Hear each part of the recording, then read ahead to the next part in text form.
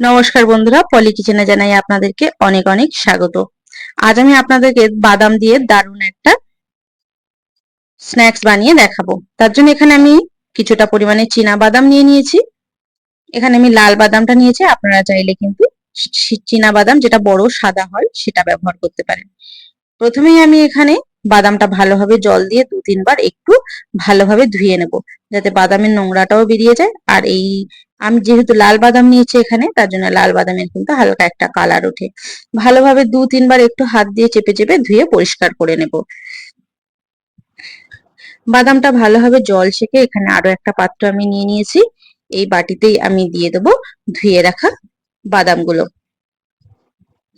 বাদামগুলো এর ভিতরে দিয়ে দেওয়ার পরে আমি এখানে কিছু মশলা অ্যাড করে দেবো। প্রথমেই দিয়ে দিলাম 1/2 চামচ হলুদ গুঁড়ো। তারপরে আমি এখানে দিয়ে দেবো সামান্য পরিমাণে লঙ্কা গুঁড়ো। আপনারা যে যেমন ঝাল পছন্দ করেন সেরকম ভাবে দেবেন। এবারে দিয়ে দিলাম স্বাদ অনুযায়ী লবণ। এবারে আমি দিয়ে দেব সামান্য 1 চামচ মতো জিরের গুঁড়ো। এই জিরেটা কিন্তু ভাজা জিরের গুঁড়ো। আপনারা চাইলে এমনি প্যাকেট জিরের গুঁড়ো এখানে ব্যবহার করতে পারেন। এবারে আমি দিয়ে দেব বেসন।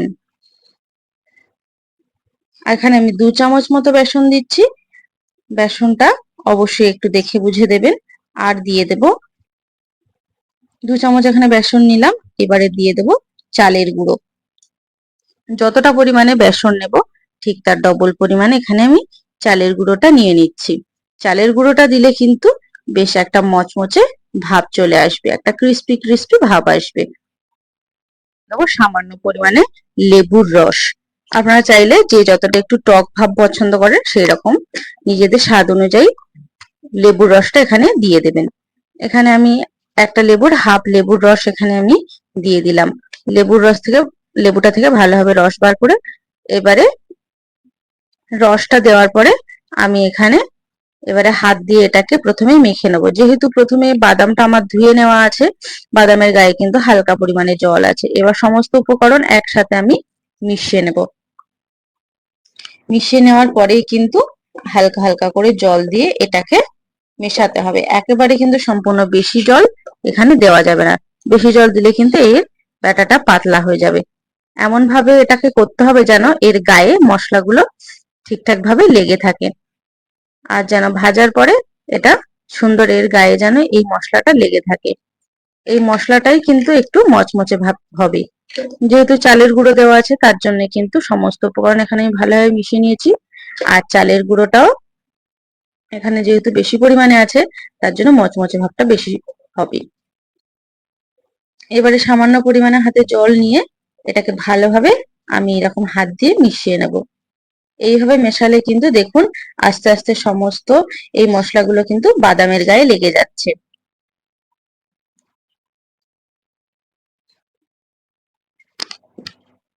সুন্দরভাবে লেগে গেছে। এবারে এটা আমি একটু সাইডে রেখে দেবো।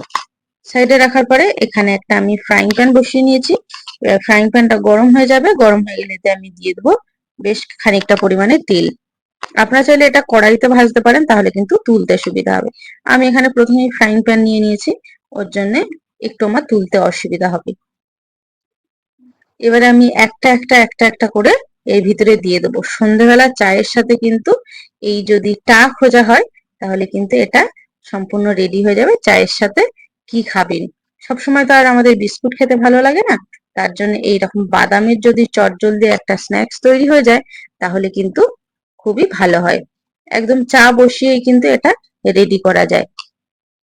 একদম 5 মিনিটের ভিতরেই তৈরি হয়ে যাবে দারুণ এই বাদামের স্ন্যাক্সটি। অবশ্যই এই রেসিপিটা বাড়িতে তৈরি করবেন। এবারে আমি একটু নেড়ে দেব। নেড়ে দিলে কিন্তু এটা লেগে লেগে যায়নি, দেখতেই পেলেন এটা কিন্তু একটু লেগে যায়নি। হালকা নাড়লে কিন্তু এটা নড়ে যাচ্ছে। এবারে আমি একটা স্প্যাচুলার সাহায্যে এটাকে হালকা হালকা উল্টে পাল্টে দেব, যাতে সমস্ত সাইডটা একটু ভালোভাবে একটু ক্রিস্পি হয়ে যায়। আর এটা কিন্তু যখন ভাজবেন অবশ্যই গ্যাসের ফ্লেম লো টু মিডিয়াম রাখবেন। হাই দিলে কিন্তু এটা চটপট করে ফাটতে থাকবে, ভিতরটা আর হবে না। ভিতরটা ভিতরটা কিন্তু নরম থেকে যাবে, ওপরটা হয়ে যাবে, বাইরের কোটিংটাও রেডি হয়ে যাবে, কিন্তু ভিতরটা একদম হবে না, ভিতরটা কাঁচা থেকে যাবে। এবারে আমি একটা ঝাঁঝরির সাহায্যে এটাকে তুলে নেব। আর এটা কিন্তু লাইট ব্রাউন করে ভাজা, দেখেই বুঝতে পারছেন কতটা লাইট ব্রাউন করে আমি এখানে ভেজে নিয়েছি। এবারে এটাকে এরকম হালকা হালকা করে অল্প অল্প করে তেল থেকে সেঁকে তুলে নিতে হবে। তেল থেকে সেঁকে সব আমি এখানে তুলে নিয়েছি। বাদ বাকি যেগুলো আছে সেগুলো আমি ঠিক এই একইভাবে তেলের ওপরে দিয়ে একটা একটা করে হাত থেকে দিয়ে ভেজে নেব। সেম একই সবগুলো লাইট ব্রাউন করে ভেজে নিতে হবে। এখানে সমস্ত বাদামগুলো তোলা হয়ে গেছে। আর একদম কিন্তু চা বসিয়েই কিন্তু এটা তৈরি করে ফেলতে পারবেন। চা হতে যে সময় লাগবে এটাও হতে ঠিক ততটা পরিমাণেই সময় লাগবে, দুটোই কিন্তু একসাথে ঝটপট বানিয়ে ফেলতে পারেন। গরম গরম চায়ের সাথে যদি এইরকম গরম গরম বাদাম থাকে, ক্রিস্পি এই বাদামটা থাকে, তাহলে কিন্তু আপনাদের চায়ের আসরটা একদম জমে যাবে। তাহলে রেসিপিটা কেমন লাগলো বন্ধুরা, অবশ্যই কিন্তু কমেন্ট করে জানাতে একদমই ভুলবেন না। অবশ্যই এটা বাড়িতে তৈরি করবেন, তৈরি করার পরে আমাকে অবশ্যই কমেন্ট করে জানাবেন। এবারে ঠিক এই একইভাবে বাদ বাকি যে কটা বাদাম আছে আমি সব ভেজে তুলে নেব। আর দেখুন এর গায়ে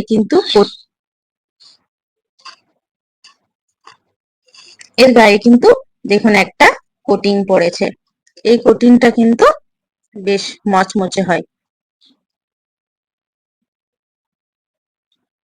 দেখুন এখানে সমস্ত ভাজা হয়ে গেছে। ভাজা হয়ে যাওয়ার পরে এখানে আমি একটা পাত্রে এটাকে তুলে নেব। ঠিক আগে যেমন ভাবে আমি তুলে নিয়েছিলাম ঠিক এই একই ভাবে এটাকে তুলে নেব।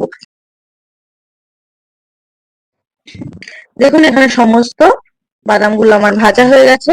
এবারে আমি এটা একটা পাত্রে আপনাদেরকে নিয়ে দেখাচ্ছি। বেশ অনেকটাই পরিমাণে কিন্তু আমি বাদাম নিয়েছিলাম।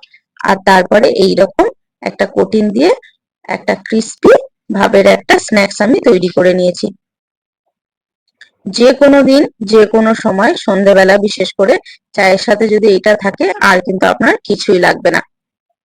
দেখুন এখানে আমি সমস্ত বাদামগুলো ভেজে নিয়েছি আর একদম কিন্তু মচমচে হয়েছে, দেখেই বুঝতে পারছেন। এবারে চায়ের সাথে এটা আমি পরিবেশন করব। রেসিপিটা কেমন লাগলো অবশ্যই কিন্তু কমেন্ট করে জানাতে ভুলবেন না। আর যদি আমার চ্যানেলে নতুন হয়ে থাকেন অবশ্যই চ্যানেলটাকে সাবস্ক্রাইব করে আমার পাশে থাকবেন। তাহলে সবাই ভালো থাকবেন, সুস্থ থাকবেন। নতুন একটা রেসিপি নিয়ে খুব শীঘ্রই আপনাদের সামনে হাজির হব।